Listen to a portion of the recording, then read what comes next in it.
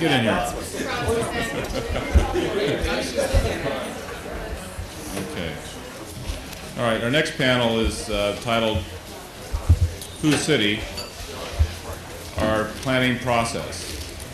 And our moderator is John Kaliski. And John had recently, and actually last year, joined Alex Istanbulou to form the firm Istanbulou Kaliski Architects, and is responsible for city design as well as architectural design projects.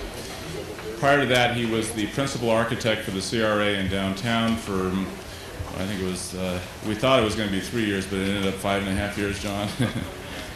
And he before that was with Skidmore, Owings & Merrill in Los Angeles and Houston.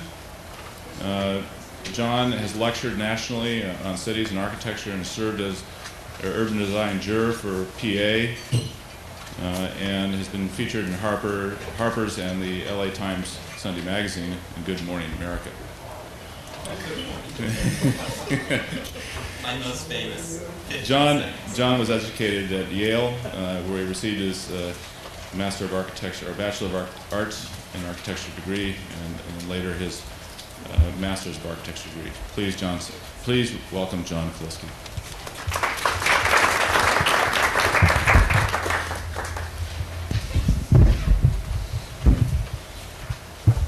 I don't know where this goes. It's not really adjustable.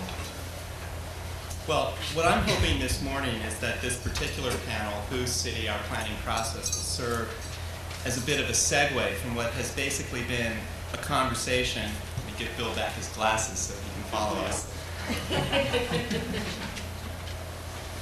What has basically been a conversation about kind of the political science of cities, as Harold Meyerson was worrying about it, devolving into, to now a discussion of the relationship of these sciences, probably, to the form of the city itself, and yet still be talking about planning to a certain degree.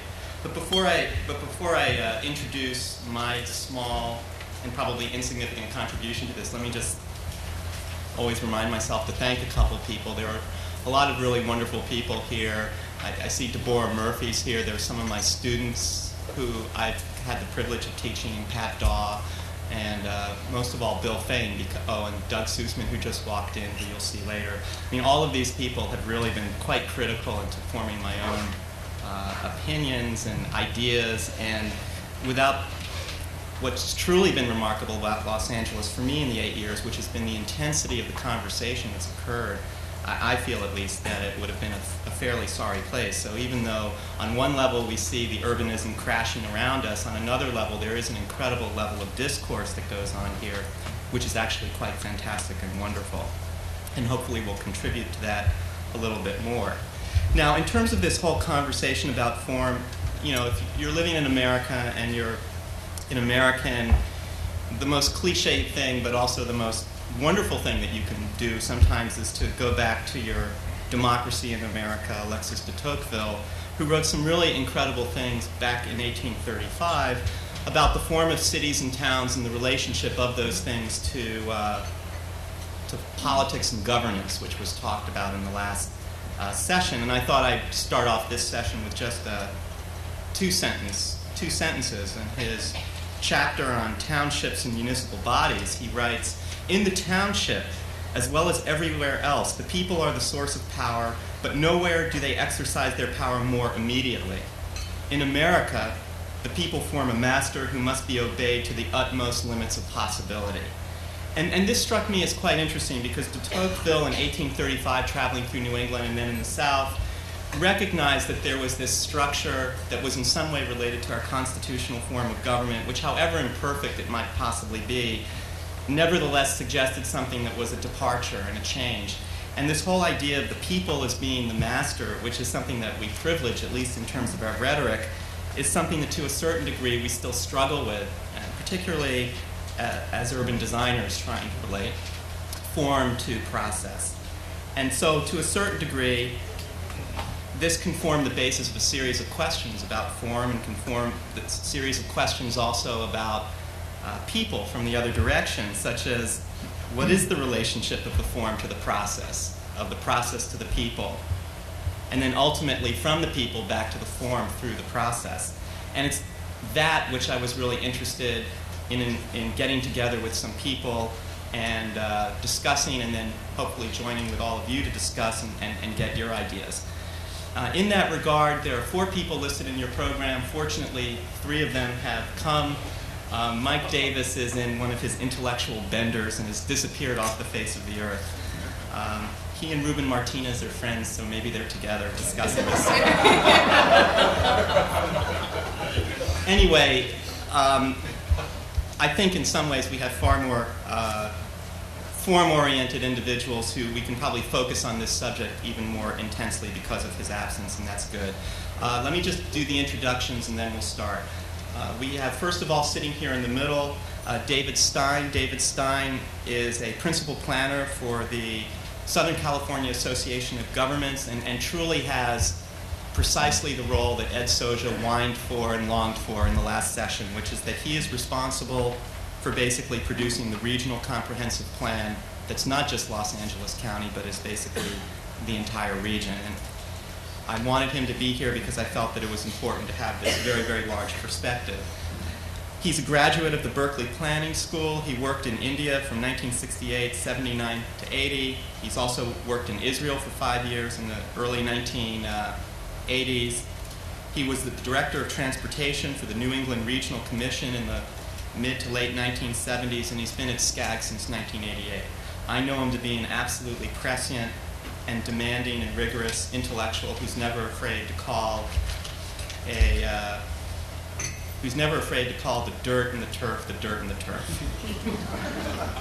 Sitting next to David on his right is Elizabeth Mole, which is, in many ways, Elizabeth is even more passionate and articulate than her partner, Stefanos Polyzoides, who was originally going to come, but then went off to, got called to Florida at the last minute. I hope not to take care of a building that had blown down in a hurricane or something like that.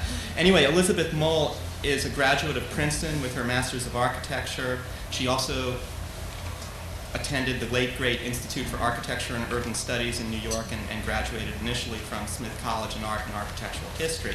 She is a principal of Mole and Polyzoides, Architects and Urbanists. And in that role, she has had a key part in developing what probably are the 2 most significant corporatist, if you will, plans in the entire region. And I mean that in both the best sense and probably we'll explore some of the weaker senses of that as well in the course of this conversation.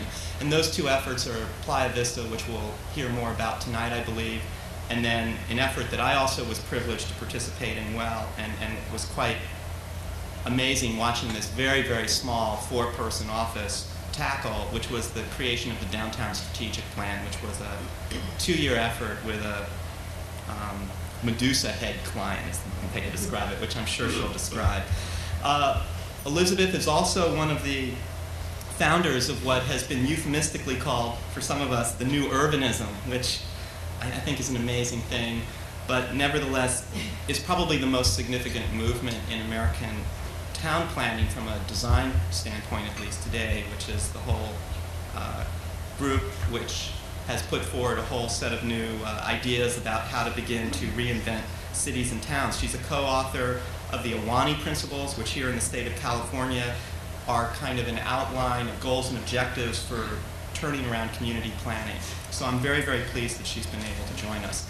And finally, the 3rd person, who is sitting to the left of David, is Michael Pridewells, a friend and also a colleague. Michael is, I guess, of the 4 of us here, the only one who actually was raised in Los Angeles, so I guess there's more turf and dirt on your side as well.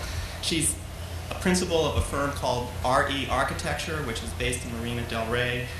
She received her Bachelor of Architecture from Arizona State University, and she's been involved in a variety of architectural and planning projects. When Jackie DuPont Walker mentioned in her talk the last time that the AIA got involved after the civil disturbances of 1992, one could personalize that and say, Michael Pridewell's got involved after the civil disturbances of 1992. She was one of the founders and then the president, and still I believe is the president, much against her will, of the Design Professionals Coalition, which is a remarkable group made up of a whole gang of different planning and design professional groups, which has now taken on a life of its own and truly is a model for how the architectural and design communities can get involved in communities of need. And this has been a major effort on her part, and it's one in which, at this point, really all of Los Angeles admires her and turns to her for advice. Now, in terms of the subject itself, let me just start with 3 sets of slides to give you some sense of this little introduction. And Savak, are you back there? Could you turn? Oh, wait, no, you have to push buttons, right? Oh, dear. Forward. Could you turn the other one on, since I do not believe I have except I don't have a machine for it. They only gave us a machine for one of these up here. You just forward it, just press forward. Well, I don't know how to lower the lights. No, we're doing that. Oh, okay, here we go. Anyway, I wanted to start with these 2 images of Los Angeles because to a certain degree they represent for me the dichotomy of what is the challenge before us. As architects and as urban designers and as people interested in the building of the physical landscape, we have a tendency to create these abstract 2-dimensional diagrams, which in some ways are metaphors for the city and in some ways are metaphors for themselves, I suspect. But anyway, the one on the left, or on your left, is the still official plan of the city of Los Angeles, which is called Concept Los Angeles. Red dots, some vision of Archigram meets Manhattan, and connected by high-speed transit, passed in 1974, never implemented for the most part. There are nuances of conversation about what this is and what it means and how much it was implemented, but I think one could be crass and say that for the most part, adopted and ignored. And then for the last 20 years, there's the actual planning of Los Angeles as carried through by its zoning, its generalized land use, which looks something like this. This is one of my favorite parts of Los Angeles, Van Nuys, California, where I've spent quite a bit of time. But what you can basically see is this sort of remarkable half-mile grid with commercial and lining the strips and the residential, single-family residential neighborhoods in between. As I've realized in the last couple of years, Los Angeles, to a certain degree, is the absolute inverse of neo-traditional planning. Neo-traditional planning, which places the public at the center and the housing all around it. Here we have the apotheosis of the sort of suburbanized American city in the late 20th century, with the housing in the middle and the city all around it. And I think to a certain degree, it's a value judgment as to whether you perceive this to be good, beautiful, ugly, or bad. Let me go on to the next one.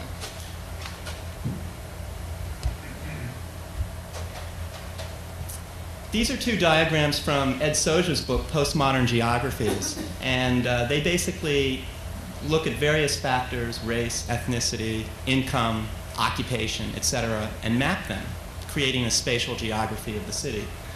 And the thing that's interesting about these 2 maps, which are from the 1980 census as opposed to the 1990 census, is that the one on the left basically shows spatial location based upon ethnicity, clearly showing a certain amount of separateness, which is an issue that's been discussed this morning.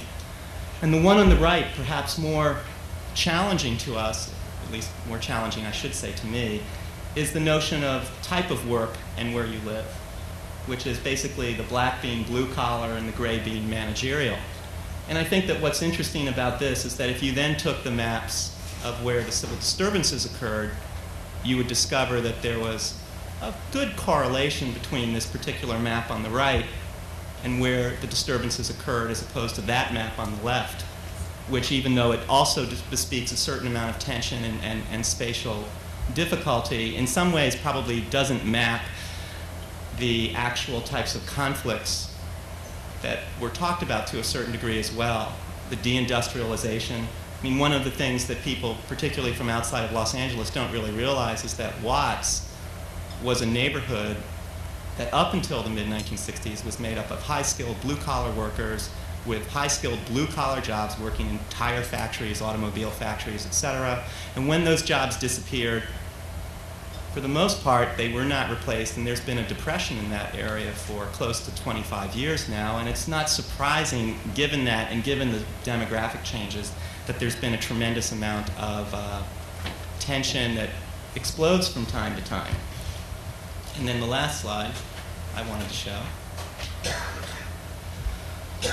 was from an essay that I wrote called The Quotidian Form of Los Angeles' Millennium, which was an attempt, one of millions of attempts, to sort of get rid of some of the myths of Los Angeles, which is that Los Angeles is this spread out suburban city, which it is, but it's also this, which is basically a anomaly of a center, though a fairly powerful one, rising up over a city that, at least in that 5-mile radius around there, has densities and issues that are exactly the same as Manhattan.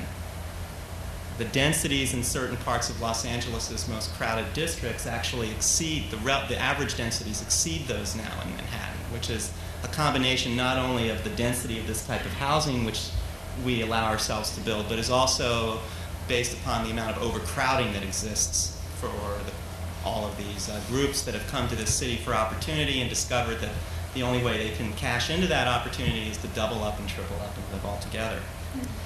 Now, the reason that I showed these 3 slides, and I can stop right here and maybe you can turn those off, was not so much to sort of say this is the future or this is the past, but to basically present a type of visual context for the issues of planning the city, not simply as an abstract activity, but one that actually takes on some degree of form. And when you're planning the city, then also to ask yourself the question of, well, who are we actually planning for, and how are they actually participating in this process? And in that regard, we have 3 really wonderful presenters, and I think that we should let them do their work. They're each going to talk about a process or project that they've been involved in, from the absolute regional scale to the dirt and turf scale, as I really like that, as opposed to surf and turf, I guess, which is what we're doing here at the hotel. And in this, what I've asked all of them to do is to not only present the project in a physical sense, which some of them have brought slides, some of them haven't, but to also try to then relate that physicality to these overall larger questions of, you know, what does the form of the democratic city look like, or how can we speculate about it? So without any more ado, I'll introduce from the regional to the street. I'll start off with David Stein. David.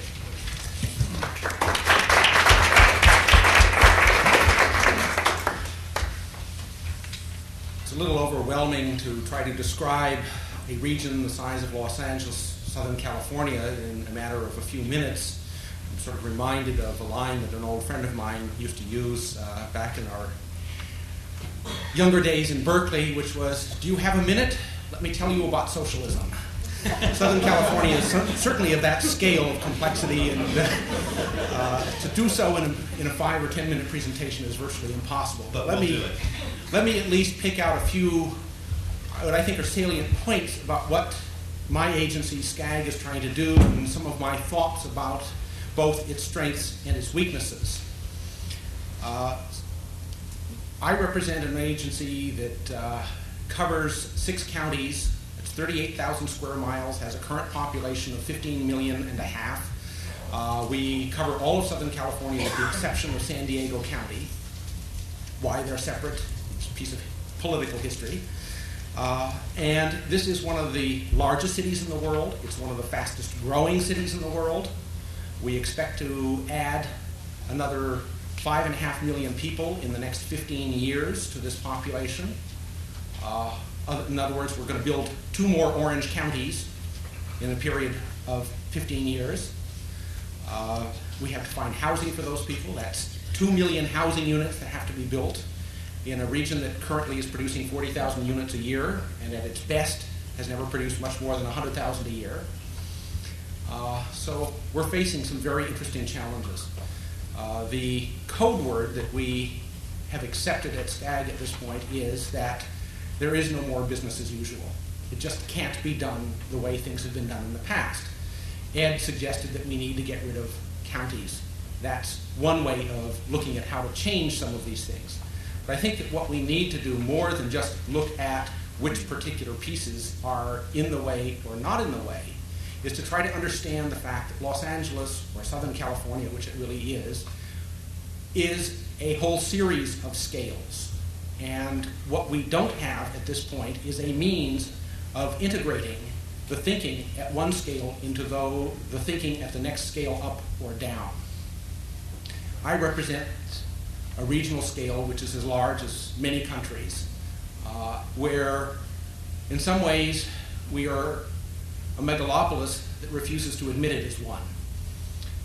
There are 188 cities and 6 counties in the Skag region, each of them jealously protecting its independence, whatever that may mean, and they are certainly not independent in any meaningful sense other than the fact that they decide whether or not you get to build a gas station on the corner.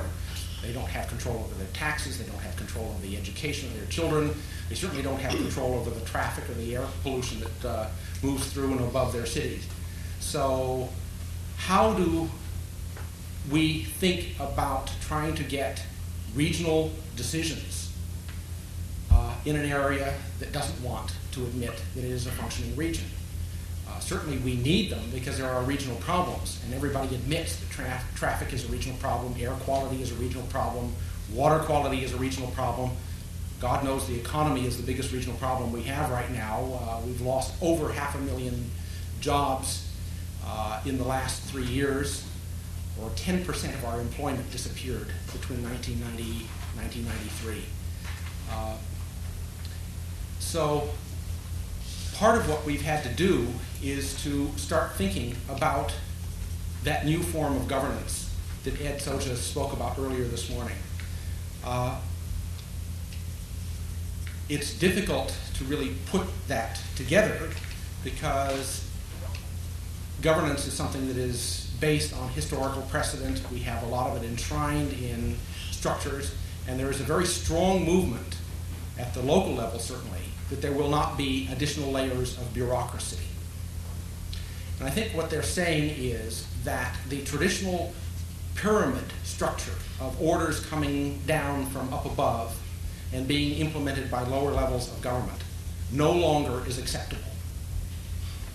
And there's a corollary to that, and that means that the communities, the bottom-up approach, which we're trying to haltingly start, have to gain enough self-confidence and enough skill to provide usable information and then to figure out how to aggregate it as we go through levels from the individual neighborhood up to some sort of a municipality level. It doesn't have to be a formal municipality, and then up to the regional level and beyond.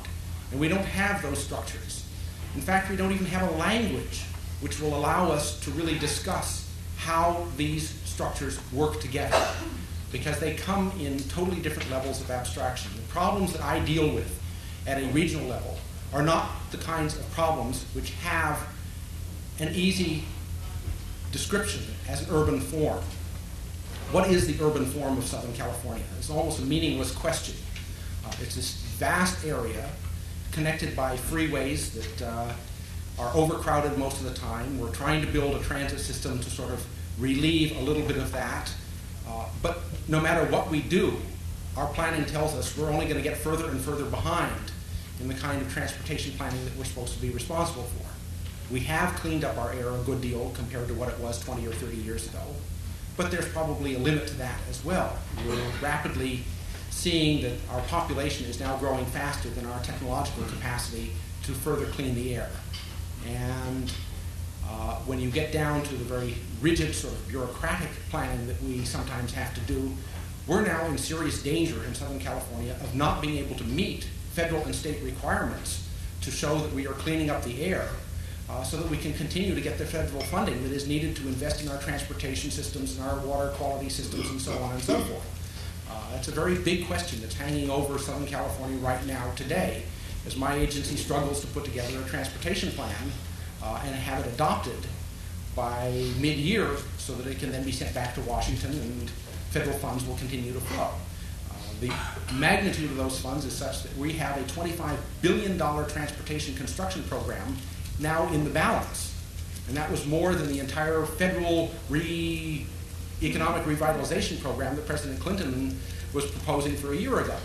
So this is a scale of a problem that most people can't comprehend.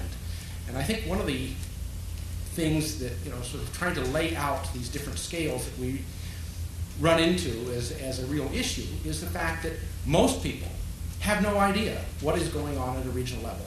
They rarely have an idea what goes on at the level of a city the size of Los Angeles. We have scales that are inhuman. You can't comprehend these except in very abstract terms. And on the other end, you have the design professions who tend to look at very specific solutions to very specific local problems. And there's no relationship between the two. My father's an architect, and he has commented once that probably the first mistake that an architect makes is accepting the brief for a building or a project that is given to him without question.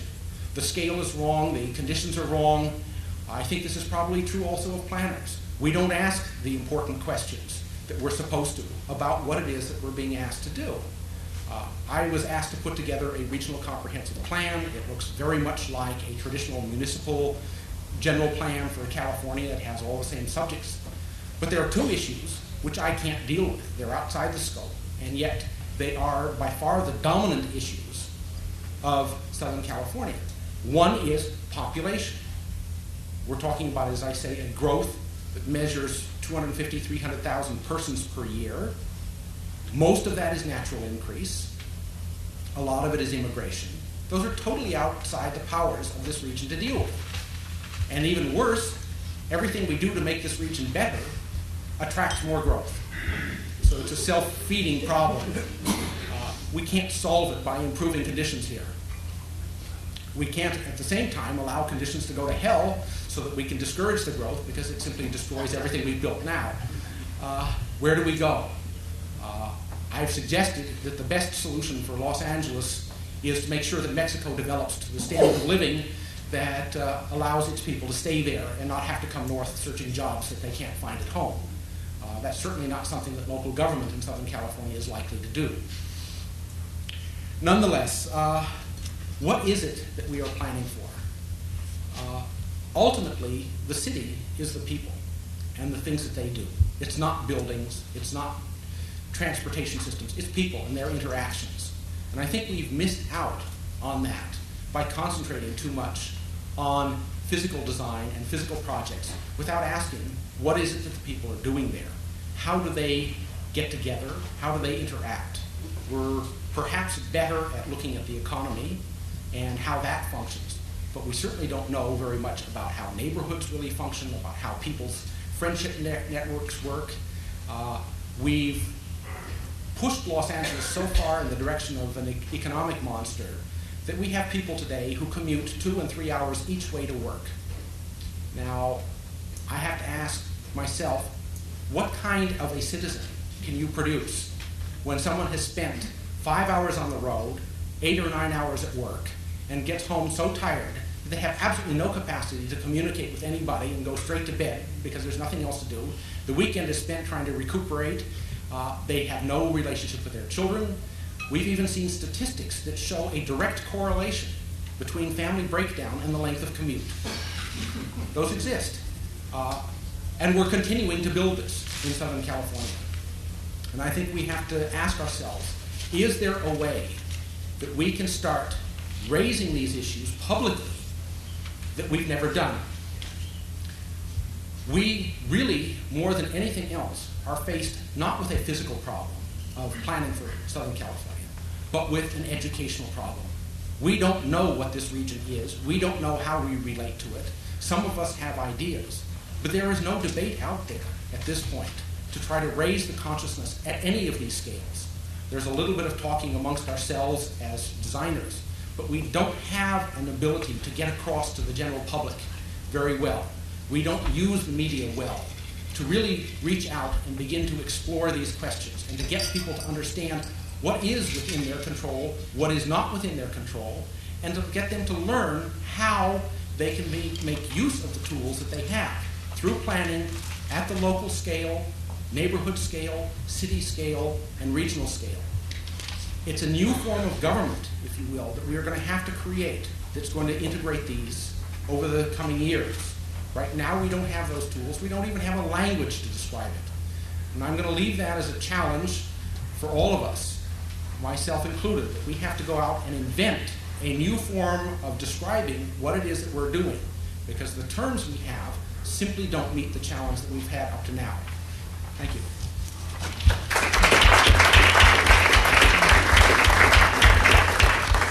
Thank you, David. A challenge for all of us, not a physical problem. Well, we're certainly going to now look at some physical models and talk about those physical models in terms of that challenge that you've given us. I'd like to start first, as I said, with Liz Mull. And actually, Savak, I think we need some additional slides put on the tray here. Just the one top tray, okay? Yes. Thank you. Well, our project, the Downtown Strategic Plan, was one where I think we were trying very hard to look at an area within the city which is quite large. It's about 5 square miles and constitutes really a series of neighborhoods and districts as a kind of intermediate scale between I think what David was talking about the region, and what Michael might be talking about, which is the smaller neighborhood. And I should say that when we started, we were given the project by a group of people that were appointed by the mayor. They were called the Downtown Strategic Plan Advisory Committee. There were 65 of them, and they were a very diverse constituency. They were a very diverse group of people, and I'm a little sorry that John said that they were corporate, because I think that that's one thing that they... No, I said the model was corporatist. I didn't think the group was. Okay, good. There certainly were some large corporate developers that were a part of that leadership committee, but there were also a lot of advocates for the homeless. There were people who had businesses in the fish markets and so on and so forth. And it's important to note, I think, as you look through what we were doing, that we were really trying to address a large range of interests and places simultaneously. Our charge was to introduce 100,000 people downtown. As many of you probably know, downtown has a relatively paltry residential population, especially in contrast to the rest of the city. We were also charged with putting somehow together 25 million new square feet of office space, and that could be new, or it could have gone into, at least in part, 300 historic buildings that we were also told that were an important thing to save. So I'll start showing you some of the slides, and maybe you want to put the lights down. I don't know. I think we have to turn on the slide. You have to turn that on? Yeah. Just respond.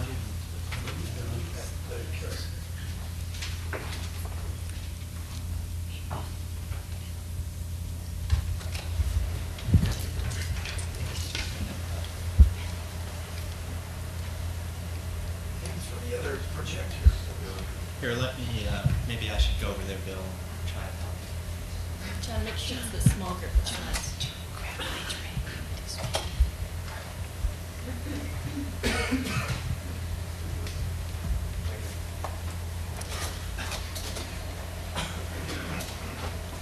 Our team, while we were the lead architects of the project, our team actually was made up of other architects, including people who specialize in putting together neighborhoods and districts, some people who specialize in housing, but most importantly, it was a very diverse interdisciplinary team, and I think a rather unprecedented effort to try to address both physical problems and policy issues simultaneously.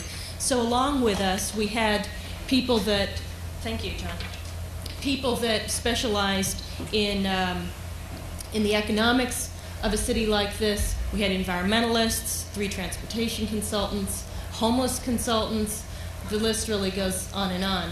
And I think really the challenge to us was to see if we could bring back that marriage, or rather try to reheal, I think, what has been a long divorce between formal planning and policy planning. And at one point in time, we had about 30 consultants in a room at one time working on these projects, and I'm afraid that it got into a near brawl at some point. But it was a difficult effort, but nonetheless, I think a challenging one. This is a kind of sketch over the area of downtown, and as I said, we were thinking about it as a district that sits in a larger region. The kind of main idea about downtown that we developed was that instead of thinking of downtown as a kind of single whole place, we split it into two fundamentally different parts. One that we called the city and one that we called the markets. The city, which you're seeing on the left in a kind of yellow there, and is actually made up of what a lot of people know of downtown right now. It consists of Bunker Hill and the financial districts, and farther south into South Park. Farther east, the cities, the market, we thought of as actually a new way of thinking about the industrial district, which is on the east side. And what we tried to do was to formulate a way of understanding that place by thinking about not a kind of whole place, but rather a series of markets, one fish, one toy, so on and so forth, that would start to have a kind of retail component to it, as well as a wholesale component to it, as a way of starting to attract more people down there than might already be going down there. We thought about introducing the 100,000 people. Oh, thank you. 100,000 people. Well, let me just go back for half a second here.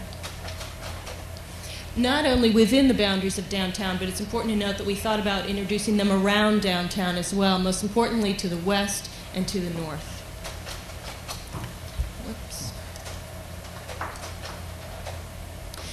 One of the first points I'd like to make, and 5 points in this project is really quite difficult to find, but the first point I'd like to make, that unlike our predecessor plan, the Silver Book, which actually proposed in a lot of cases wholesale demolition of a lot of parts of the city, well, not a lot of parts, most importantly probably Bunker Hill, and a movement of a lot of businesses from the traditional center part of the city, we proposed leaving districts and neighborhoods really as they are and trying to understand what the kind of neighborhood structure existed and what kinds of activities were really there as a way of consolidating them, enhancing them, and making them better places. And I think fundamentally leaving the grid alone and leaving a lot of what's already there in place. Second, I would say that the most important thing that we did was we thought about downtown as a place where the public realm is the most important part of the city. Instead of thinking about the buildings or the piece or the interests that actually exist on those blocks and in those buildings as the most important thing, we tried to see the public realm, which are the streets and the parks and the squares and the riverways and so on, as the most shared part of the city, and therefore the part which we believed would start to bring the city together. Downtown, like a lot of parts of the city, is extraordinarily ghettoized, and we thought that as a way of linking the two sides together, as well as neighborhood to neighborhood, if we started to emphasize making the streets more amenable to pedestrians, more comfortable to walk on, more interesting to be on, that would be a way of bringing people from one side to another. And you're looking at a slide here where we're introducing a number of neighborhood parks within a lot of those existing neighborhoods and districts. If the parks were one side of the public realm, the streets were as well. And I won't spend very much time on this, but as a way of thinking about the public realm, as I said, we really did focus on trying to shape the streets very literally instead of shaping buildings. One of the other, I think, very important parts of downtown suffers from what was also called for in the Silver Book, and that was that it was heavily zoned. And by zoning, I'm sure you're all familiar with the term, I mean separated land uses and different districts that were really more or less almost single-use zones. We tried to the greatest extent possible, think of these neighborhoods and districts as very mixed in use. Even if the Markets district was mostly industrial, we were encouraging a lot of housing to move there. While South Park was an area that was designated to be mostly housing, we weren't thinking about housing as projects, but rather neighborhood making and putting schools there and parks and beautiful streets and grocery stores and so on. I would also say briefly that what we tried to do in respect to the building types was that instead of thinking about them as single-use building types, we tried to think of building form in a way that would accommodate many uses over time. And that notion of building type really is something that we felt was an important way of building those blocks. These building types that you're looking at mostly have to do with housing, but they're developed in such a way that over time they can be used by commercial uses, parking, whatever. And I think that's an important part of our plan. The reason that I think we're interested in the existing city and what's already there is that we think that the city is about the past, the present, and the future really all simultaneously. And the people that are in there are certainly important for the present, but we're hoping that many different kinds of people will be able to move into downtown in the future and be more or less able to occupy a lot of the same buildings. I guess one other point to be made is if I was talking a lot about the neighborhoods and districts, a lot of the downtown-wide strategies were measured really, I think, in unconventional ways. They were measured by their economic successes, their social equity successes, access, and community. And that's something that really wove its way throughout the project. Something like economics would have to do with putting together a plan to revitalize the Markets district, for instance. A social equity issue might be one where the homeless, the homeless area, which is currently Skid Row, as a lot of you know, was thought of as being made into a neighborhood. Access had to do with trying to bring a blue line through and a red line through in places that were not only the parts of Bunker Hill, but in other parts. And finally, an issue like community had to do with thinking of all the parts of downtown as communities rather than just places that are conventionally housing. Finally, the smallest scale of the projects that we worked on downtown were catalytic projects. And what's important about those is that they were small increments of building that one could think about to jumpstart the project. Instead of being overwhelmed by how one would start rebuilding streets or parks and so on, we identified a series of projects that were sprinkled throughout downtown and not only consisted of buildings but also consisted of open spaces in the streets and a lot of policies that went along with them. Just too quickly,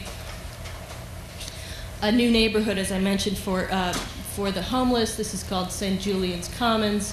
One of the civic squares downtown really is a park and a series of amenities for the homeless.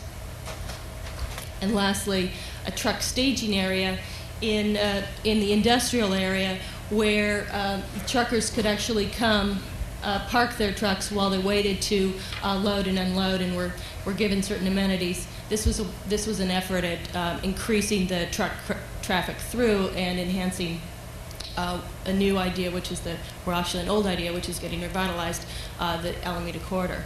Anyway, that's a quick look at the project, and I guess what I would leave you with is that we tried to look at the project as one that really went from all scales and tried to cover as much ground as it could.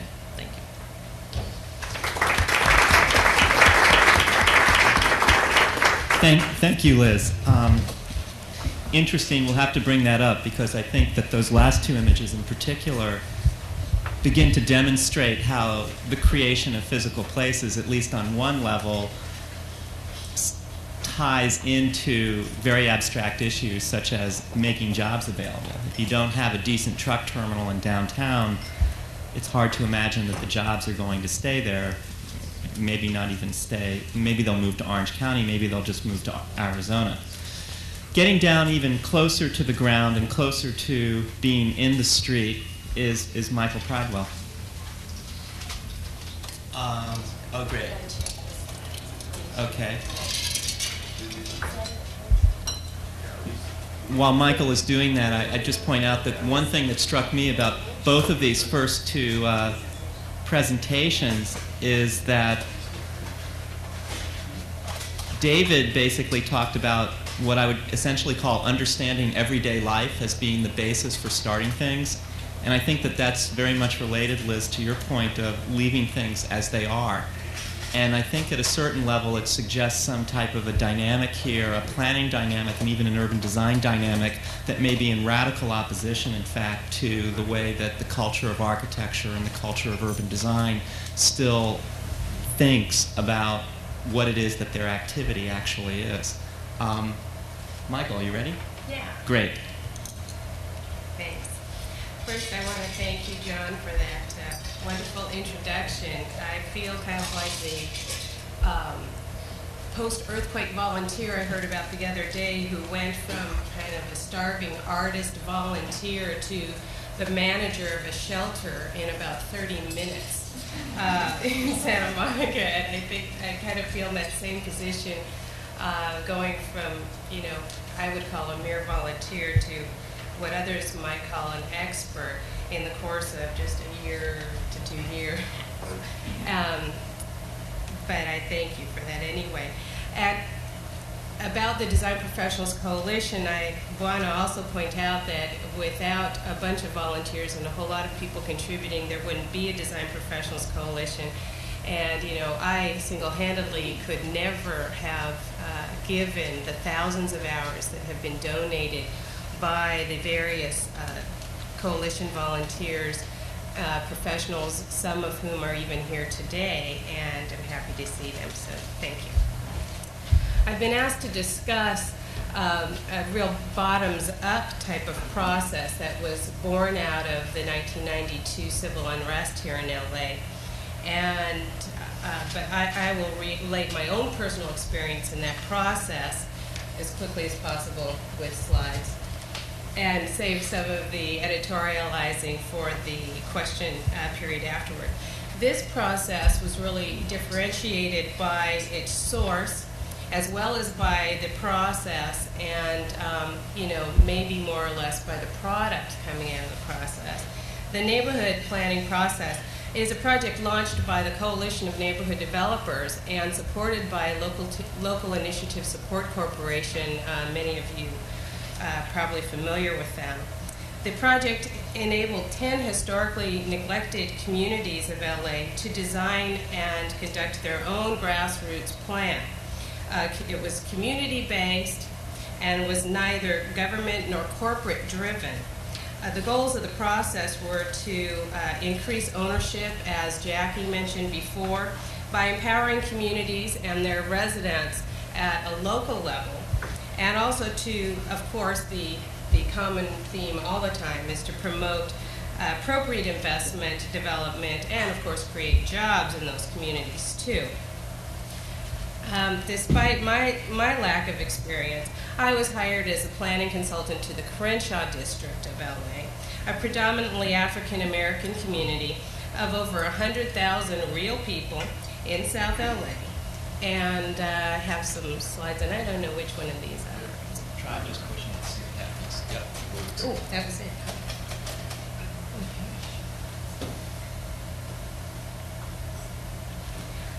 I would say this area, you know, some of you may be able to locate yourself on this map. The upper line is the Santa Monica Freeway, a portion of which is now not.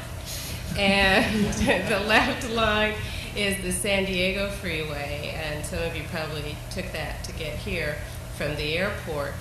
And the strong line that cuts through the colored area is Crenshaw Boulevard, which is really the commercial lifeblood of the Crenshaw district. I'll get back, I'll probably split back to this slide, but you also notice that this is colored in 4 different ways, and I'll talk about that in a minute. This area includes a full range of income levels and building types, Oh, that was probably backwards. Okay. This is to also give you another overview, it's an area of a lot of active discussion in transportation. The Crenshaw Boulevard is a candidate corridor for development by the MTA with some type of rail. And it's full of a bunch of building types, including this kind of rich, yet fragile now, commercial corridors. There are failing industrial areas, like in so much of the city. And there are really beautiful, established, mature residential neighborhoods. I think that overall, in comparison to this downtown strategic plan, this area is probably larger geographically, smaller in its constituency, the number of people, but certainly is much more residentially based than the strategic plan, and so that is the other differentiation. The Crenshaw Planning Cluster, which was the steering committee for the neighborhood plan, was made up of nonprofit developers and community organizations, service providers, and business associations who all had a stakehold for a long time in the area and were interested in pushing this plan. Together, we agreed upon the objective of developing a strategic land use plan through a process of participation, education, and collaboration. And this process would include community, private sector volunteers, and government agencies. And so, there was another character shot. What we did was we set up these weekend-long workshops in each of 4 districts of LA, of the area. And if you notice on the first map, it was divided into 4 areas.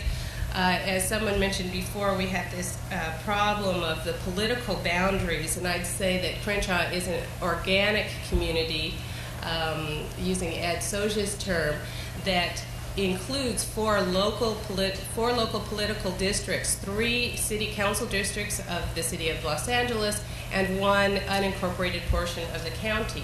But they really see themselves as being one community. So here you see residents giving their opinions and concerns, their dreams of the future of Crenshaw, as well as the current problems in facilitated sessions.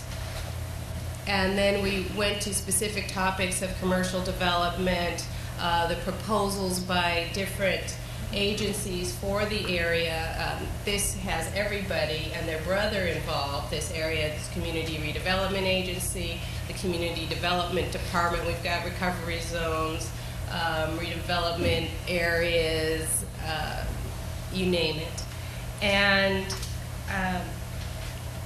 And we really used volunteer professionals in this case to help synthesize the discussion, and divided by 3 specific plan elements, those being housing, transportation, and commercial development. Each planning team included residents, and they created on-site written reports and graphics. And their recommendations have since been consolidated into a single draft of the Crenshaw Neighborhood Plan. That being this. No slide. Okay. So, John, you probably recognize this one. Oh, did I do that, I Charlie? think so. Yeah. That's right. I did. I forgot. And you probably recognize that one. Housing. Later, we tried to take the four districts and the teams from each of those districts to get together to combine all of their information recommendations into a single plan for the area, because it was important to present it as a community. I think one of the strategies of dividing into 4 districts and 4 workshops was to also make an important public-private partnership with the political offices, as well as overall with the various governmental agencies, so that we really included all 3 legs of the Peter Uberoth's RLA tripod, those being community, government and private sector. And I think that's part of the success of the process. We're still looking forward to the more product and completing the final document, which will look in more detail than the document that we have now, with more data and graphics and that traditional planning stuff. And we're also moving into the implementation phase. The plan, and where the individual organizations that have participated in steering this effort will identify specific projects that they can begin to develop and see through. Also, one small victory is that the neighborhood plan has been incorporated into the city's community plan revision, so it did get inserted into the kind of official planning process of the city. And it serves as a guideline for future development and community involvement, and it will also be used as a marketing tool to attract future investment into this really rich community that is called Crenshaw. And I'll leave the rest for questions. Oh, everyone. Thank you, Michael.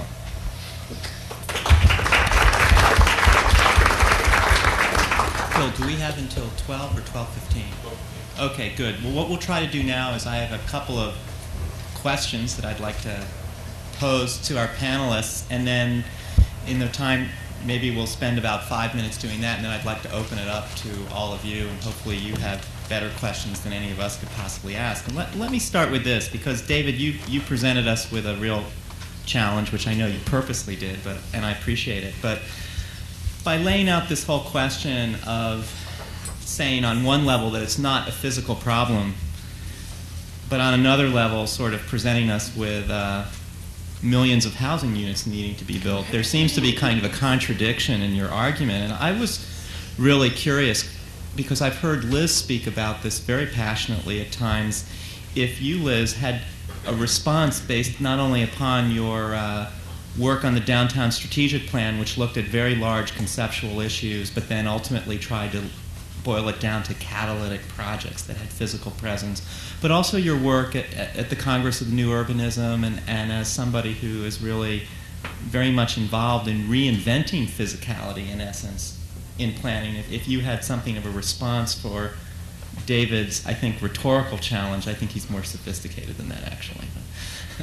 Well, I think what David is right about is that the fact is that we do need to know about what's important about the way people want to live. And it seems to me that the real issue is quality of life, along with economic vitality and environmental issues and things like that. But it seems to me that the very way of being able to describe quality of life is actually shaping the physical environment. And I really do believe that the way that sidewalks are made and curb radii are made and buildings are made have very much to do with how people use them and behave in them. And it seems to me that it's not so much a dichotomy as being able to understand what that relationship is between physical form and the way people want to live. I would say that, well, maybe I'll just leave it at that. Do you want to press that some? Well, I think what you're seeing is really that there are many different aspects to what makes a city livable. And the problem is that none of them will give you an answer that will resolve all the issues at once.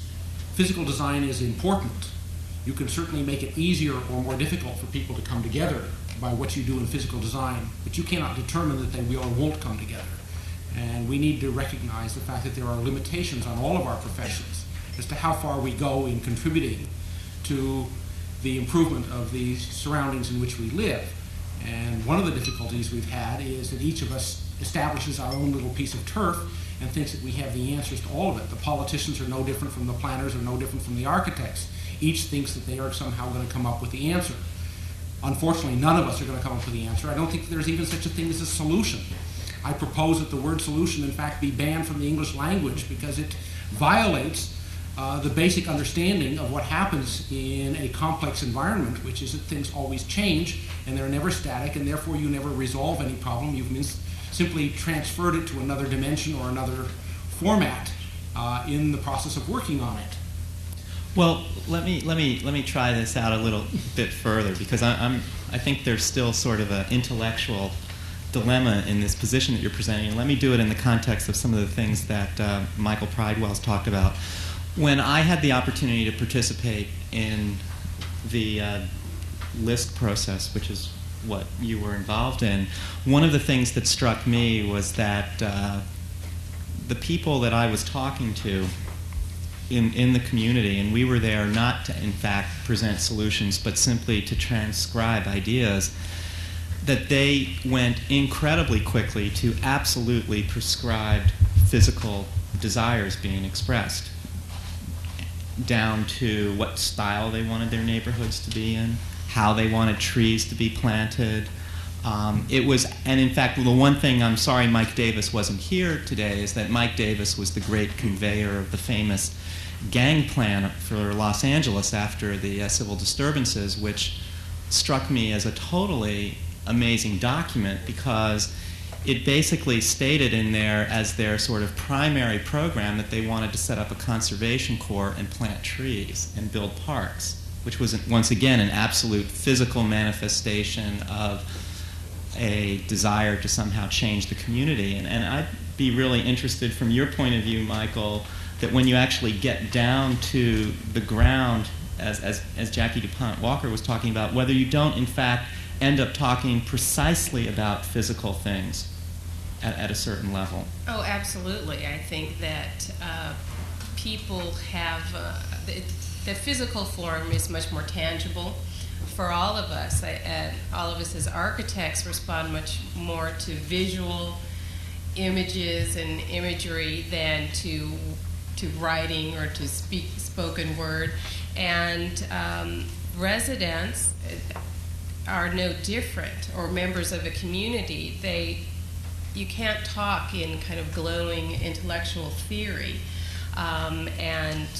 or even terrifically broad scale. People understand their neighborhoods, they understand their block, the issue of kids walking across their lawns, and they have what I think one role that we can play is, while they may assume a certain solution or a certain response, we can offer other alternatives and options to kind of resolving a particular concern. Or maybe it's evolution rather than solution, for David's sake. But or maybe it's just the fact that it's a solution amongst so many different solutions, and that maybe part of the problem with architects and designers has been their assumption of being able to, or presumption in essence, of being able to take on roles which then has forced the profession to be seen in a light other than what it's actually best at being able to do. Though not to say that we can't contribute to these other things, but I don't know whether that is, I mean, how would you describe, David? I mean, you work at an incredibly abstract level. I mean, you know, planning a city for 15 million people, regardless of how you do it, is at best a cyber exercise, it seems to me. And I'm just wondering whether there isn't, I mean, how do you actually make it tangible for people? Well, I think you have to go back to, first of all, one of the things that we have come to the conclusion is that you do have to go back to the level of small communities.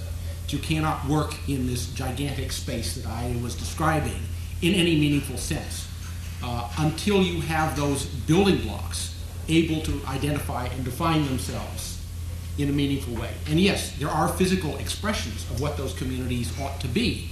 And one of the problems with Los Angeles is we don't have those physical expressions of individual communities. Los Angeles tends to be miles and miles and miles of undifferentiated and undifferentiable sprawl. You can't tell where you are in much of the region.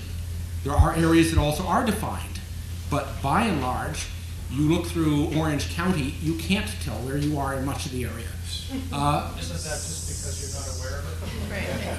But for the outsider, there are no clues. Cares about the outsiders.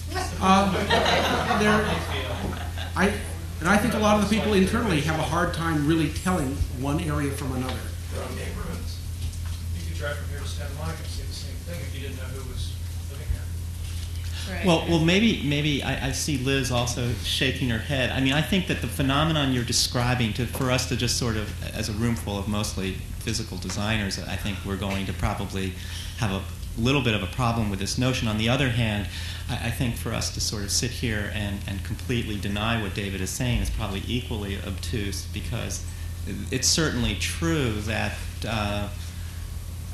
it's a very large region, and finding your place in it sometimes is a little bit daunting. But I'd be interested in sort of, you were shaking your head also, and I think that your challenge when you were presented the strategic plan was in fact precisely what David talked about, is that body of people, there were some 65 of them, even though they had very, very strong visions about what their particular piece was, they had very, very little vision, yet tremendous desire to actually define a greater whole. And to a certain degree, you were brought in to try to give them that sense of identity. And yet, at the same time, there are these forces that David is talking about, which have a tendency to just devolve whatever small efforts. I mean, after all, making one catalytic project in downtown, how does that create the type of catalytic identity that David's actually sort of reaching for?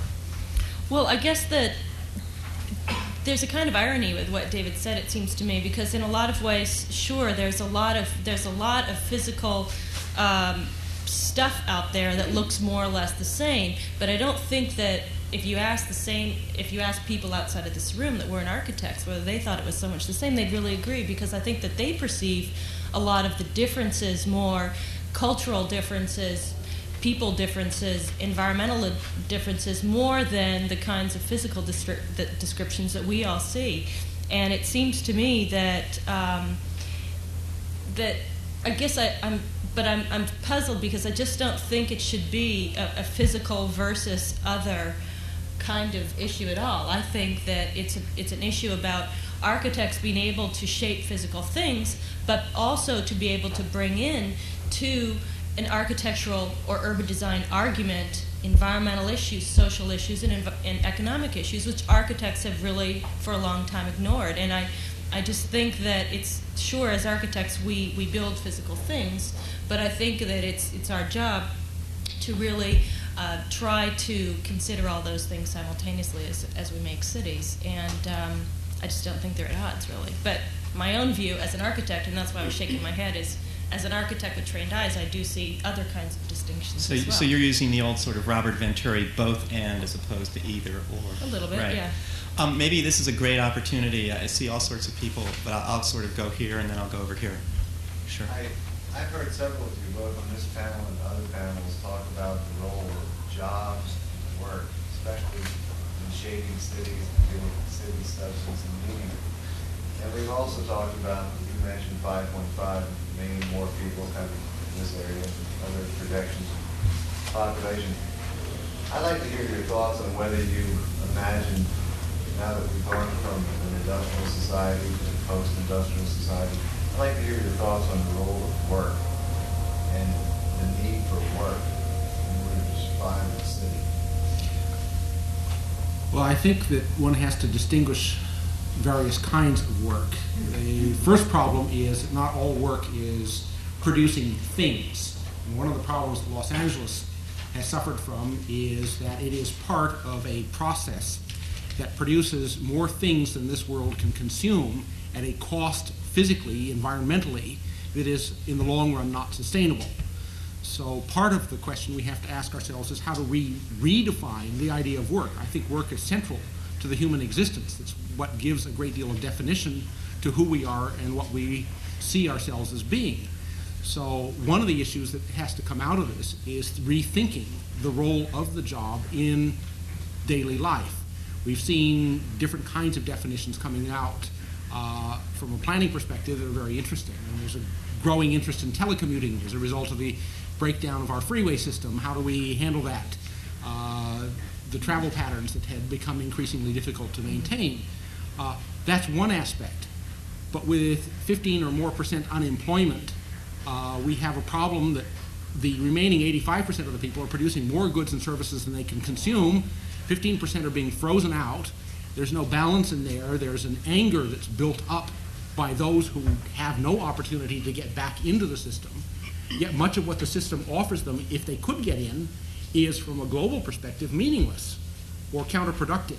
And I think part of the challenge is to think through what really is involved in living in an urban area and whether the kind of work that we do is an appropriate response to the challenge. Some of the work clearly ought to be intellectual.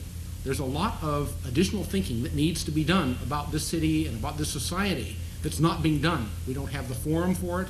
We don't have the intellectual resources for it. But we need to involve people in it. Those poor people who drive and work 15 to 18 hours a day never get a chance to get involved. We need their contribution just as much as my contribution, maybe even more. That's part of what I think needs to be thought through, so that putting these people to work, the society is going to have to rethink how it pays for work in part, and what work ought to be as part of the contribution to the society. You know, before we go to the next question, one of my experiences on the downtown strategic plan as sort of a dynamic that had to be worked within was that there was a tremendous debate that occurred between these 65 people who were the so-called client about what actually work was, which is sort of what David is suggesting. And there actually was a split between those who, in essence, defined work in a fairly traditional way as people coming to offices and doing things, and then those who insisted upon a privileging of work which wasn't sanctioned by the official planning bodies, and the recognition that a tremendous amount of the structures and streets, not only in downtown Los Angeles, but throughout the region, actually have non-privileged forms of work, whether it be the made in Brazil type of stuff that we were just talking about in the last session, sweatshop labor that basically is put behind plywood coverings on windows so that it's not seen because it's not legal for a variety of reasons. And one of the things that has struck me is that even though I'm certainly not one to support sweatshops or things of that nature or gross exploitation, that within Los Angeles, one of our dynamics is in learning how to actually privilege this stuff so that it's just actually seen and then can actually become an integrated part of this sort of official economy. And I think that that's actually a physical design challenge as well. There's a student at SCI-Arc who spent a whole semester basically simply photographing buildings in downtown Los Angeles where totally illegal work is going on. That's not looked at by any of the sort of official numbers. It's the underground economy, and it's occupying tremendous amounts of buildings. And they're unsafe. And yet there's a stalemate within the city because a lot of people don't want to actually recognize that work and make the because it would then cause them to make the building safe, and making the building safe costs too much money for those particular property owners. So it's a very, very complicated issue. But I mean, that would be one thing. You had a question. I was really intrigued by the scale differences. Yeah, well, that was between all three groups here, and how one deals with that effectively. Michael, David, on the one hand, the scale is so large that you cannot do anything, whereas Michael, at the small scale, can produce 4 separate plans based upon different typologies of neighborhood and then combine them into one. One could say that maybe scale has some relationship to how effective you are. But what intrigues me about it, though, amongst all three of the panelists here, is what common values are shared. And I haven't heard any discussion about that. Well, I think there's one common value, and maybe you'd all like to deal with it, which was I was suggesting that there was a controlling metaphor going on here of leaving things alone and letting things just happen, and then sort of figuring out how you nurture those things that are perceived to be forces of good. That was a curious statement, because what is it that's intrinsic about what's here that one could then build upon?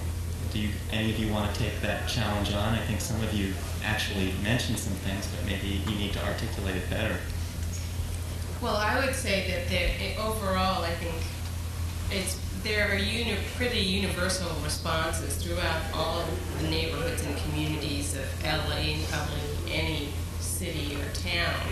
And there's this umbrella opinion that something needs to change, and at the same time there's this underpinning value that things need to remain the same. Certain things like our single-family neighborhoods must be maintained the way they are and protected. At the same time, they need to be served by services, retail, and other commercial entities that may or may not currently exist and probably are underserving the population. And so it's a real balance, trying to strike a balance between how much can change and be welcomed versus protecting and keeping a status quo. So there's always that struggle, but I think it's really important to a lot of people. Most of us prefer that our days and our lives and years are fairly predictable and familiar. At the same time, we want that comfort level to be supported with other things and new jobs and stuff. But I'm really curious about how you combine those four neighborhood plans into one, and what was it intrinsic in those that allowed you to do that? What was it that was? Well, actually, I think it was more the fact that the boundaries that existed to begin with had no basis on what the reality was, and that the achievement was getting the sort of political forces that be to sort of acknowledge that in the end. So they had to support the process, so you had to give each political district a piece of the process. And then at the same time be able to connect them. Certainly there were no hard boundaries between the four areas. These are totally artificial borders that had actually been just recently redrawn to be like that. So people were even in the midst of transitional thinking of going, well, I guess right now I'm in Mark Ridley Thomas's district, but last week I was in Ruth Galanter's district, and I'm more strongly connected with her and her staff, or whatever it is. And so, but the important thing is that this community called Crenshaw sees itself as being that community and defines its own boundaries to be that, and it really transcends this political process. So the four-district boundary was really to get the political support and also to limit, try to get a handle on the number of participants, because it was totally open to everyone who lived, worked, and owned property in that area at any time throughout the whole 24 hours. So that way we could get just a handle on it. Okay, I think we have time for one more question, and then maybe we should conclude. Maybe some of us will have something to say. Frank, do you want to ask the final challenge? Yeah, I think that the scale issues are really very, very intriguing for people who are architects and urban designers. And I've often, for decades, I've felt that this was a multi-metropolis megalopolis. And that the edges of the different metropolises are indistinct and somewhat overlapping and so on, but very definitely exist, in my opinion.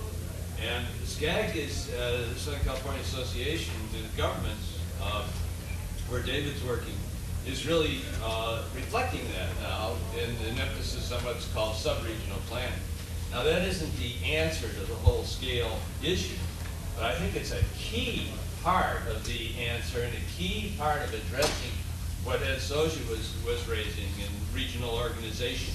And I think it'd be really good if David would, I think those are realities. In some cases, by the way, they correspond with pretty close with counties to some degree. And there's something happening there. There's some energy collecting around the sub-regional planning effort that SCAG has initiated. And cities coming together in groups and clusters is significant. I think it would be good, Dave, if you touched a little bit on that before we adjourn. Okay, just what's happened is, because our region is so vast, we've identified 13 separate subregions ranging in population from the city of Los Angeles as a separate entity. That was, again, unfortunately, I think because SCI-Arc is a very politically based organization, and we were working primarily on issues of air quality, which had to relate fundamentally back to those agencies that had legal authority to deal with certain problems, and therefore they had to be whole cities. So LA City became one of them, down to the smallest of our subregions, which is either population-wise Imperial County as a separate unit, or in the west side here where we had before west side cities of Santa Monica, Culver City, Beverly Hills, and West Hollywood getting together to try to look at common issues. The purpose behind this was to really begin to allow an intermediate scale between the smallest unit of government, the city, and the county where that was possible, to start evolving and to start looking at building these different levels, not so much in terms of governing and establishing formal plans for them, so much as in areas in which the abstractions could begin to be drawn out and new levels of understanding developed about what was happening in common within these broader areas that were still below the scale of a region. And they are very different. Each of these subregions is very different from the others. And there is a character, there's an identity to them, some perhaps blurred by a political reality. For instance, Orange County insisted on being a single subregion for political reasons, and I think that there are more subregions within Orange County that should have been recognized, but they were not prepared to let that happen. But this is the beginning of that. Yeah. This is beginning to happen. The city of LA has already said that they're interested in working with other subregions and perhaps seeing themselves as, for planning purposes, split up and relating to other areas in a way that they had not done in the past. The dialogue is opening up. It's a long ways from being effective yet. The neighborhoods are not well defined. The subregions are not well defined. The cities are still very jealously hanging on to their legal prerogatives. But it is at least happening that these different layers of abstraction, if you will, are coming into existence. And now, as I say, it's our job to make the language appropriate to each of these levels effective in relating up and down the scale to the next groups. Thank you, David. Let me try to conclude this, because it didn't actually go quite where I thought it was, but it actually went precisely where my heart is, which is in this question that you asked and in some of the beginnings of responses to this, which is what is the thread, what is the continuity that runs through this? I started off the session by basically describing a quote from de Tocqueville about the people being the master. And I think that one of the reasons I was interested in all of these three plans is that they've all had kind of a curious relationship to some form of the people, the 65 people that you had to deal with, the actual formal people of the representational of government, however flawed it happens to be, that you're dealing with, and then really people who never before had gotten involved in this type of process actually having it opened up to them in the plan that Michael Pridewells has been working on. And I think the thing that I found interesting in all of these presentations was that each one of them places a tremendous emphasis on daily life, not daily life as basically planners or architects assume it actually is to be, i.e. I am Le Corbusier and here is the Ville Radieuse, my gift to you, and now please implement it, the equivalent of the French Führer, which is what it would have taken. But in terms of actually the complexity of daily life, and there is a whole philosophy of daily life, which is a whole field of study in and of itself, and I actually think one of the amazing things about Los Angeles is that it probably represents in all of its complexity and wonderfulness and also awfulness, this complexity in some ways more immediately physically than a lot of other cities which have been basically put together by much smaller constituencies of power interests. And I think that if there's one thing that I would leave you with is that the complexity of Los Angeles in some ways is the complexity of the literally thousands, we heard the number of 30,000 groups that actually are doing this stuff to a certain degree outside of the official structures. And that the form of the city, while the rhetoric may actually be that it's not good, that there's something wrong with it, that it doesn't work, that we don't have the language to describe it. The daily life actually is a daily reminder that 15 million people live here for the most part because they choose to. And there was an interesting statistic, which I'll leave with you, which was in the LA Times that was taken after the earthquake, which said what percentage of people would actually leave Los Angeles based upon this earthquake. And it was around 2%, which statistically you realize is meaningless in terms of a scientific poll.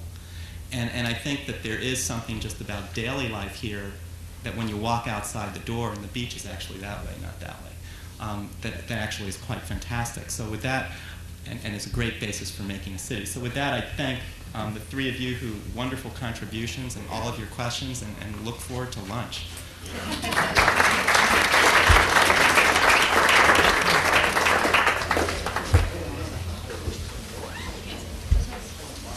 Joe, where's our lunch? It's on the left-hand side of the elevator.